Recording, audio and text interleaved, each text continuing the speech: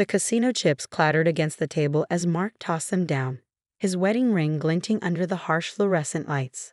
I watched from across the room, my heart pounding but my face carefully neutral. He hadn't noticed me yet. He never noticed much these days, too focused on the promise of his next big win. My name is Diana Mitchell, and until 6 months ago, I thought I had the perfect life. A beautiful home in Boston's suburbs, a successful career as a financial advisor, and what I believed was a stable, loving marriage. Mark and I had been together for 15 years, building what I thought was our dream life together. He handled our joint finances while I focused on my clients, trusting him completely with our future. That trust shattered the day I found the letter from our bank. It had been a normal Tuesday morning. I was sorting through the mail before heading to work when I saw the envelope marked Urgente Sicuramente Nota C. My hands trembled as I opened it, scanning the contents with growing horror. Our joint account was overdrawn by $47,000. But that was impossible. We had over $2 million in savings. I called the bank immediately, my professional composure cracking as I learned the truth. Our accounts had been systematically drained over the past 3 years. Investment accounts liquidated. Credit cards maxed out. Home equity line of credit nearly exhausted. Mrs. Mitchell, the bank representative said gently, there have been regular large withdrawals, all authorized with your joint account credentials. Most of them were processed at ATMs inside Encore Boston Harbor Casino. The room spun as pieces started falling into place. Mark's late nights at work. The mysterious business trips. The way he'd become defensive whenever I brought up our finances, insisting everything was fine and I should trust him to handle it. That evening, I confronted him in his home office. Spreadsheets and bank statements covered his desk like evidence at a crime scene. "What is this?" I demanded, holding up the bank letter. "Where is our money, Mark?" He looked up, and I saw something in his eyes I'd never seen before. A mix of desperation and detachment that chilled me to my core. "It's fine," he said, waving his hand dismissively. "I've got a system worked out. A few more weeks and I'll win it all back." "You worry too much, Diana." "Win it back." My voice cracked. "How much have you lost?" He wouldn't meet my eyes. "Look, the market's been tough. I had to make some moves to cover our positions. But I found this great opportunity." "How much, Mark?" He muttered something under his breath. "What was that?" $2.3 million, he said finally, give or take. The room tilted dangerously. Our entire retirement fund. The money we'd spent 15 years building. Gone. "But that's not all," I pressed, my voice eerily calm. "Is it?" He shifted uncomfortably. "There might be some other obligations." "How much debt are we in?" "About 800,000. He said it like he was discussing the weather. "But like I said, I've got a system. This guy at the casino showed me a foolproof way to—" I cut him off. "Stop. Just stop." I walked out of his office in a daze, my mind racing. 15 years of marriage, of trust, of building a life together. All of it gambled away without a second thought. I felt sick, but underneath the nausea was something else. Something harder and colder that had been building for months as I'd watched our marriage slowly unravel. That night, I lay awake in our bed, listening to Mark's steady breathing beside me. He could sleep soundly, unburdened by the weight of his betrayal. But I was wide awake, my mind crystallizing around a single thought. I had to protect myself. The next morning, I went to work as usual, but instead of meeting clients, I spent the day making calls. First to a divorce attorney recommended by a colleague, then to a forensic accountant, finally to a private investigator. "Document everything," my attorney advised. "Bank statements, credit card bills, casino receipts, anything that shows the extent of his gambling. And don't let him know you're preparing to leave. Men like this can become desperate when cornered." For the next 3 months, I played the perfect wife. I smiled and nodded when Mark talked about his system. I pretended not to notice when he came home at 3 a.m. reeking of cigarettes and desperation. I even acted concerned when he asked to borrow money from my personal account for a sure thing. But while he was losing himself in the neon glow of the casino, I was building my case. The private investigator tracked his movements, documenting every visit to the casino, every withdrawal, every loss. The forensic accountant pieced together the extent of his addiction, uncovering accounts I hadn't even known existed. The evidence was damning. Mark hadn't just gambled away our savings, he'd taken out loans in my name, forged my signature on documents, even mortgaged our house without my knowledge or consent. This is criminal behavior, my attorney said, reviewing the files. We can pursue charges if you want. I considered it, but revenge wasn't my goal. I just wanted out, and I wanted to salvage whatever I could from the wreckage of our life together. So I kept playing my part, all while methodically preparing for my escape. I opened new accounts at different banks, had my paychecks redirected, gathered important documents and irreplaceable family mementos, secured a small apartment across town under a different name. Mark noticed nothing, too consumed by his addiction to see what was happening right in front of him. He still came home talking about his latest system, about how he was due for a big win, about how everything would be fine if I just trusted him. The breaking point came sooner than I planned. I caught him in our home office late one night, hunched over my laptop, trying to access my personal accounts. "What are you doing?" I asked from the doorway, making him jump. "Deanna, I was just checking our accounts, making sure everything's in order." "No," I said quietly, "you were trying to steal from me. Again." His face darkened. "I wasn't stealing. I just need a little capital to implement my new strategy. Once I win big." "Stop." My voice was steel. "Just stop lying. To me, to yourself, to everyone." He stood up, his familiar face twisted with desperation. "You don't understand. I'm so close. One big win, and I can fix everything. I just need—" "What you need," I cut him off, "is help.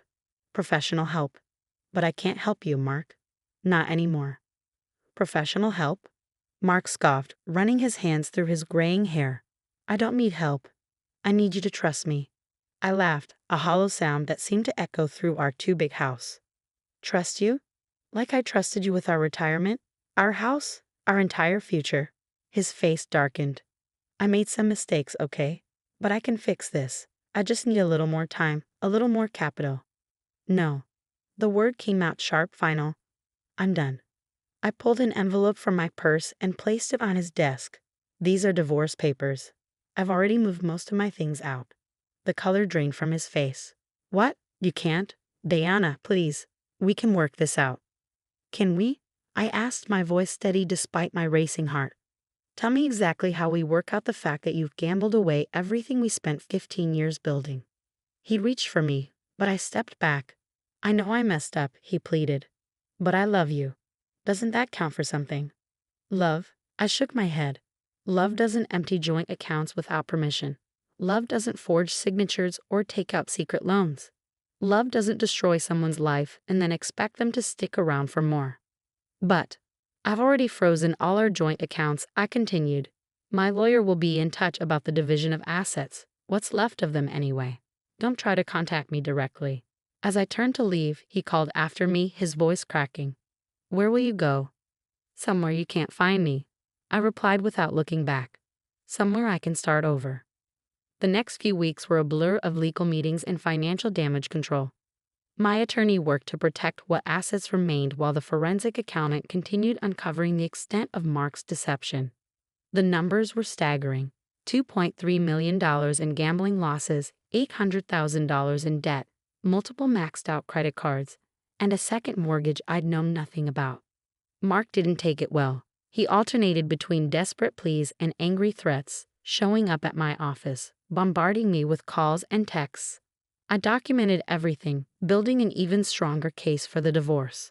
"He's spiraling," my private investigator reported.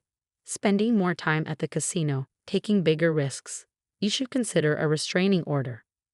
I didn't want it to come to that, but when Mark showed up at my new apartment one night, clearly drunk and demanding money, I had no choice. The police escorted him away, and the next day, I filed for the order. Through it all, I kept working, building my client base and reputation. My colleagues were supportive, many of them having suspected something was wrong long before I did. They helped me network, brought me new clients, gave me the professional foundation I needed to rebuild. One evening, about 2 months after I left, I received a call from an unknown number. It was the casino's security team. "Mrs. Mitchell, we have your husband here. He's caused a disturbance, accused several dealers of cheating. He keeps saying you'll vouch for him, pay his markers. I closed my eyes, fighting back tears. I'm not responsible for him anymore. We're separated, and there's a restraining order in place. Understood, ma'am. We'll handle it from here. Later, I learned he'd been arrested for disorderly conduct and assault after trying to attack a dealer. It made the local news. Respected businessman Mark Mitchell, charged with multiple offenses at Encore Boston Harbor. The arrest seemed to wake something in him. His lawyer contacted mine, finally ready to discuss a settlement. Mark agreed to enter rehab as part of the divorce agreement, acknowledging his addiction and the damage he caused. I should have felt vindicated, but mostly I felt tired. Tired of the legal battles, tired of untangling our finances, tired of watching someone I'd love destroy himself and our life together. But beneath the exhaustion was something else. Determination. I'd survived this. More than survived, I was thriving. My personal client list had grown, my reputation stronger than ever. I'd moved to a smaller but comfortable apartment, started rebuilding my savings, and most importantly, reclaimed my sense of self. 6 months after finding that bank letter, I sat in a courtroom as our divorce was finalized. Mark was there, looking smaller somehow, the rehab having stripped away his false confidence. He tried to catch my eye, but I kept my gaze forward, focused on the judge. When it was over, he approached me in the hallway. Deanna, Don't, I said quietly. Just don't. I just want you to know I'm sorry. For everything. I nodded, finally meeting his eyes. I hope you get better, Mark. I really do. But I can't be part of that journey. As I walked away, my heels clicking against the marble floor, I felt lighter than I had in months. The worst was over. Now came the part I'd been planning for, the rebuild. 1 year after the divorce, I sat in my office reviewing a client's portfolio when a familiar name popped up in my email. Mark's sister, Jennifer. I know we haven't spoken since everything happened, her message read.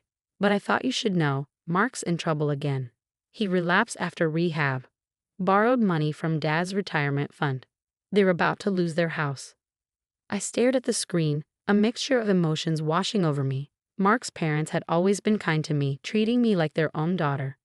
The thought of them losing everything because of their son's addiction made my stomach turn. I'm not asking you to help, Jennifer continued. God knows you've been through enough. I just thought you deserved to know, since Dad listed you as his financial advisor years ago and never changed it. I leaned back in my chair, thinking about the man who had welcomed me into his family, who had taught me to fish on summer weekends, whose wife had shared secret family recipes with me over countless Sunday dinners. They didn't deserve this. After a moment's hesitation, I picked up my phone and dialed Jennifer's number. Tell me everything, I said when she answered. The story was grimly familiar. After rehab, Mark had stayed clean for a few months, found a job at a small accounting firm. But the addiction pulled him back, and this time, with his own assets gone and my financial guardrails no longer in place, he turned to his parents. He told them he needed money for a business opportunity, Jennifer explained, her voice tight with anger. Dad trusted him, gave him access to their accounts. By the time they realized what was happening. How much? I asked, already pulling up their file on my computer. Almost everything. Their savings, their investments. Dad even took out a second mortgage because Mark convinced him the returns would be worth it. I closed my eyes, remembering how easily Mark could persuade people when he wanted something. His charm had fooled me for years. Of course, his own parents would be even more susceptible. Send me all the paperwork, I said. Bank statements, loan documents, everything. And don't let them sign anything else. Over the next few weeks, I worked overtime, examining every transaction, every document, every possible angle. I reached out to colleagues in elder law, consulted with fraud specialists, built a case showing how Mark had manipulated his parents. The banks were surprisingly cooperative once I presented evidence of financial exploitation of seniors. The second mortgage was invalidated due to questionable circumstances. Investment firms reversed some transactions after we proved Mark had misrepresented himself. It wasn't a complete recovery, but it was enough to save their house, to preserve some dignity in their retirement. Throughout it all, I never spoke directly to Mark or his parents.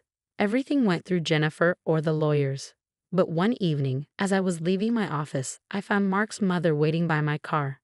Deanna, she said softly, her face lined with grief and gratitude. Jennifer told us what you did. Mrs. Mitchell.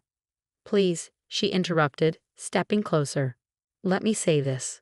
We failed you. We should have seen what Mark was doing, should have supported you when everything fell apart.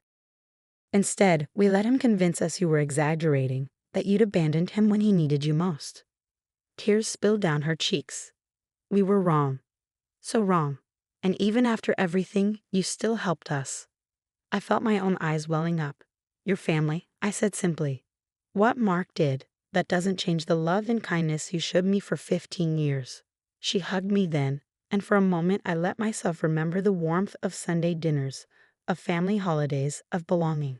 He's agreed to long-term treatment, she said as she pulled away. Real treatment this time, not just rehab. Maybe this time it will stick. I nodded, hoping for their sake that she was right. Today, 2 years after finding that bank letter, my life looks very different. I've built a successful practice specializing in financial recovery and protection for families affected by addiction. Many clients come to me through Jennifer, who now runs a support group for families of gambling addicts. I still think about Mark sometimes, wonder if he's finally found his way to recovery. Jennifer keeps me updated. He's still in treatment, taking it seriously this time. His parents visit him regularly but maintain strict financial boundaries. Last week, I received a letter from him. I recognized his handwriting on the envelope but didn't open it immediately. When I finally did, I found 12 pages of apology, taking responsibility for every lie, every betrayal, every moment of trust broken. You saved our family twice, he wrote. Once by leaving, forcing me to face what I'd become, and again by helping Mom and Dad when you had every right to turn away. I don't expect forgiveness, and I'm not asking to be part of your life again. I just want you to know that I understand now. I understand everything. I filed the letter away in my desk drawer, next to the final divorce papers. It didn't change anything, couldn't change anything, but it felt like closing a chapter that had been left unfinished. Sometimes clients ask me how I can do this work, how I can immerse myself in stories of addiction and betrayal day after day. I tell them the truth, that understanding financial trauma from both sides, as a professional and as a survivor, gives me a unique perspective. That helping others protect themselves and rebuild their lives helps give meaning to my own experience. The money Mark gambled away is gone, but I've rebuilt my savings, my career, my life. More importantly, I've rebuilt my trust in myself. And now that I'm stronger than I ever imagined, capable of not just surviving betrayal but of turning that pain into purpose. Last Sunday, I had dinner with Mark's parents and Jennifer. We didn't talk about Mark or the past. Instead, we shared a meal, told old stories, and enjoyed being family in a different, perhaps more honest way than before. As I drove home that night, I thought about how life's biggest betrayals can sometimes lead us exactly where we need to be. I'm not grateful for what Mark did. I'll never be grateful for that kind of betrayal, but I'm proud of who I've become because of it. A few days ago, a new client sat in my office, tears streaming down her face as she described discovering her husband's gambling addiction. She looked broken, lost, just like I had been 2 years ago. I don't know how to start over, she whispered. I reached across the desk and took her hand. Let me help you, I said. I know exactly where to begin.